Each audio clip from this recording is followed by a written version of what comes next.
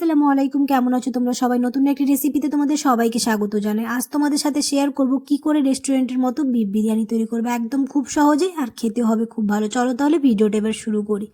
তো এখানে প্রথমে মাংসটাকে ধুয়ে নিয়েছি, এবার মাংসটাকে ম্যারিনেট করে দেবো। তার জন্য দিয়ে দিলাম 2 চামচের মতো আদা রসুন বাটা, তারপর দিয়ে দিলাম পেঁয়াজ। এবার দিয়ে দিব সব গুঁড়ো মশলা, যেমন 1 চা চামচ লঙ্কা গুঁড়ো, 1 চা চামচ হলুদ গুঁড়ো, তারপর দিয়ে দিব 1 চা চামচ ভাজা জিরে গুঁড়ো, 1 চা চামচ কাঁচা জিরে গুঁড়ো, আর দিয়ে দিব 1 চা চামচ ধনে গুঁড়ো, তারপর দিয়ে দিব 1 চা চামচ কাশ্মীরি মরিচের গুঁড়ো, তারপর দিয়ে দিব 2 থেকে 3 চা চামচের মতো টক দই, তারপর দিয়ে দিব একটু বিরিয়ানি মশলা 1/2 চা চামচের মতো দিয়ে এবার খুব ভালো করে মাংসটাকে ম্যারিনেট করে নেব।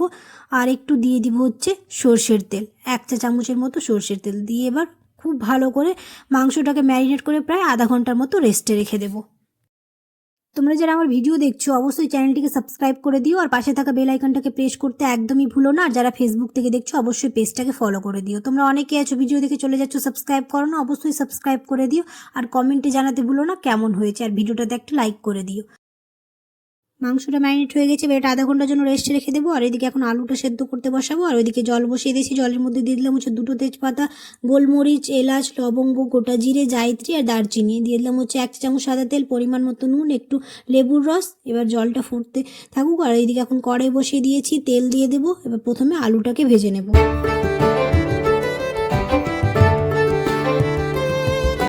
আলু ভাজা হয়ে গেছে, এবার আলুটা তুলে নেব। তারপর এবার পেঁয়াজ বেরেস্তার জন্য পেঁয়াজ ভেজে নেব। এবার কড়াই দিয়ে দিলাম পেঁয়াজ,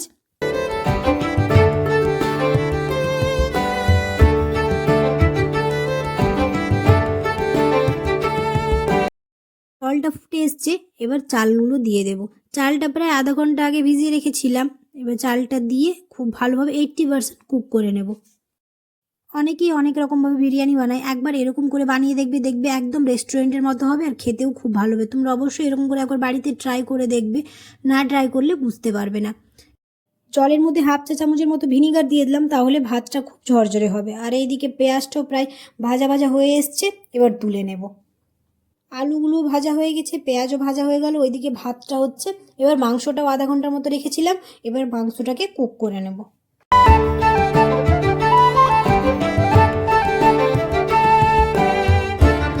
ওই তেলের মধ্যে এবার মাংসগুলো দিয়ে দেব, দিয়ে খুব ভালোভাবে কুক করে নেব। এবার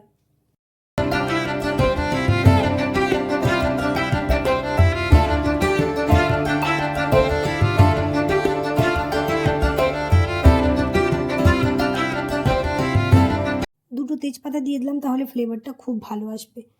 দেখতে পাচ্ছ মাংসটা খুব ভালোভাবে কষানো হয়ে গেছে, মাংস থেকে জলও ছেড়ে এসছে। একটু জলটা শুকিয়ে গেলে এবার নামিয়ে নেব।